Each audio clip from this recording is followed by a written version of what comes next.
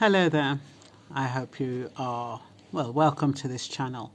Today I wanted to talk about bullying, and when we think about bullying, we really think about kids at school.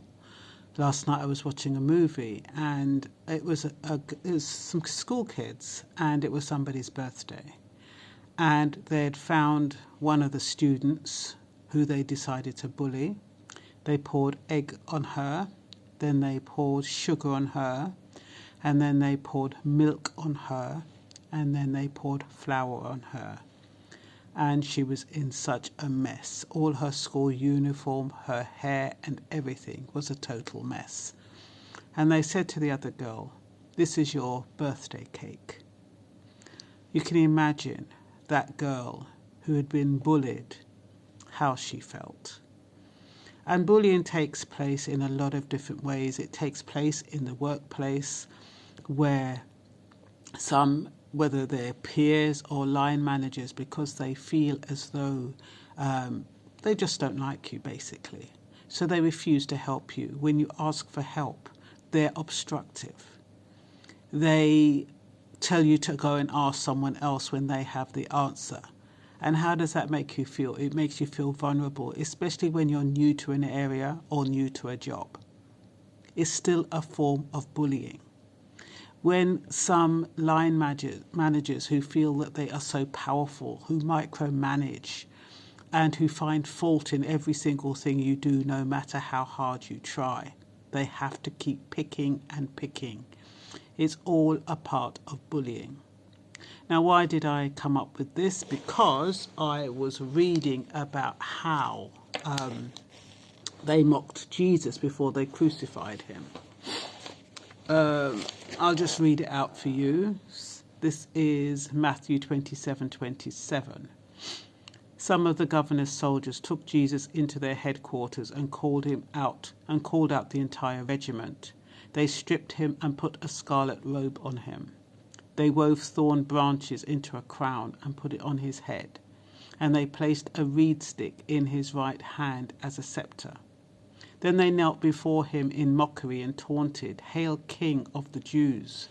And they spat on him and grabbed the stick and struck him on the head with it. When they were finally tired of mocking him, they took off the robe and put his own clothes on him again. They led him away to be crucified.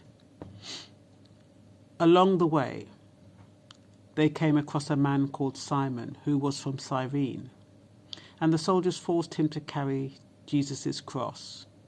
And they went out to a place called Golgotha, which means place of the skull. The soldiers gave Jesus wine mixed with bitter gall. And when he had tasted it, he refused to drink it.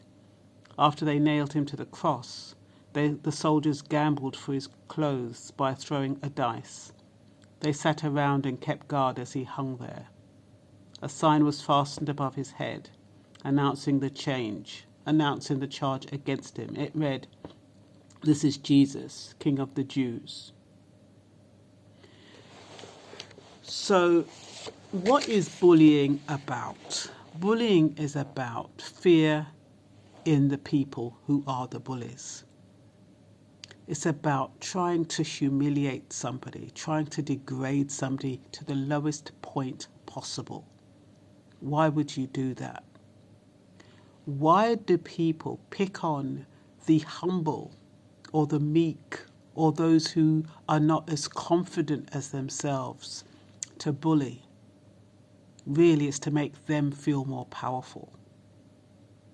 It's to make them feel as though they are to be feared, when really they are frightened little animals.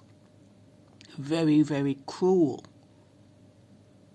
I've never quite understood why people bully. When I was at school, I had a friend. Her parents were German, and her mother was really strict. I don't think she had a father at the time, but her mother would put a bowl on her head and just cut around it so her hair was just like a circle. And people used to make fun of her, call her names, call her out, and she was always sitting alone. And I remember that I'm always the type of person to go for the underdog kind of thing. I think it comes under my astrological sign.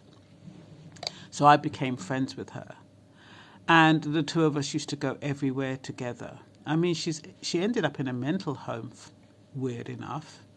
But it was similar with me. I used to hang around with this girl, and I was the only black girl in school at the time, because this is going back to the 1960s, early 1960s.